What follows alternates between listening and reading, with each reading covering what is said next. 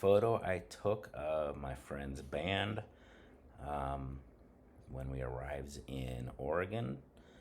So we were just in the back alley. We were renting this house here, back alley here.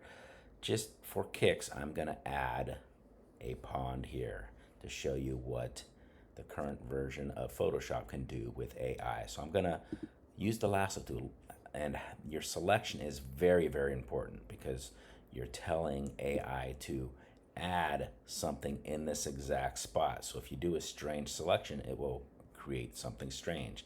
And I'm going all the way to the edge here. And so what I'm going to do is I'm going to tell it right here, generative fill. So it's going to use AI to generate something in that location.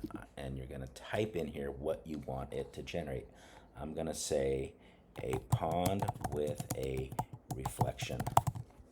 And it's going to click generate, and it's going to look at this image and try to match the colors and concepts, and it's going to look at its millions of images that it has in Adobe stock and use that information of, what does a pond look like? And there we go. We have now a puddle. It looks like a puddle here, a mud puddle, but you have a decent reflection of them. And then that's a little strange. Don't know what happened there, but it gives you a few different versions.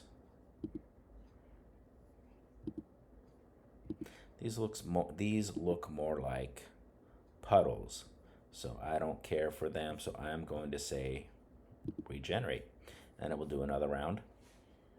Sometimes it gives you a little bit of a ledge there. I'm hoping for that because it looks more like a real pond as opposed to just a rain puddle.